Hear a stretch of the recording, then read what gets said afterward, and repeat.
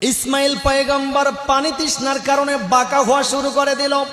হযরতে হাজেরা চিন্তা করলেন, সন্তান বুঝি আর দুনিয়ায় নাই, এই সন্তানটাকে বাঁচাইতে হইলে মা চিন্তা করলেন খাবারও ফুরায় গেছে, পানিও ফুরায় গেছে। নিজের জিহ্বাটা নিজের সন্তানের মুখের মধ্যে লাগাই দিল।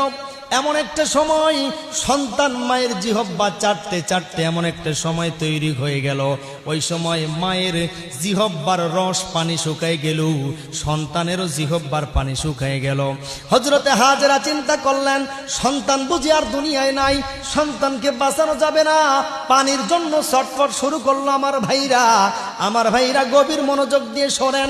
হযরতে হাজেরা আলাইহিস সালাতু সালাম এক দৌড় মেরে সাফা পর্বতের মধ্যে গেলেন। সাফা পর্বতে যাওয়ার পর চিন্তা করলেন, সাফা পর্বত থেকে মারওয়া পর্বতের দিকে তাকাইয়া মনে হলো মারওয়া পর্বতের মধ্যে পানি দেখা যায়। আরেকবার সাফার মধ্যে দৌড়াই, আরেকবার মারওয়ার মধ্যে দৌড়াই, একবার দুইবার তিনবার নয়, দীর্ঘ 7 বার চক্কর দেওয়ার পর চিন্তা করছে আমার সন্তান বুঝি আর দুনিয়ার মধ্যে নাই। সন্তানটাকে বাঁচানোর জন্য হযরতে হাজেরা যখন দৌড় মারল,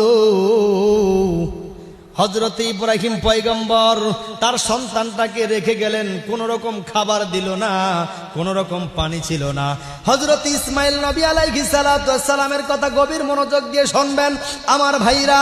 হযরতে হাজার চিন্তা করলেন সন্তানকে বাঁচানো সম্ভব হবে না, কিন্তু সাফা পর্বত মারওয়া পর্বত ছাই করার পর এক দৌড় মেরে সন্তানের কাছে চলে আসলো।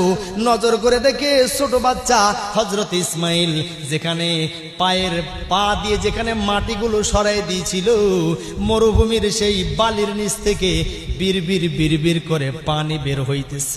হযরতে হাজেরা চিন্তা করলেন এই কিছুক্ষণ পরে পানিগুলো বেশি হয়ে যাবে। আমার ভাইরা, হযরতে হাজার এইবার যখন সুন্দর করে বাঁধ নির্মাণ করতেছিলেন, এমন একটা সময় নিজের জবান দিয়ে কি সুন্দর করে হযরতে হাজেরা বাঁধ নির্মাণ করতে করতে বলে ফেললেন ঝামঝাম, তার মানে পানি থাম থাম।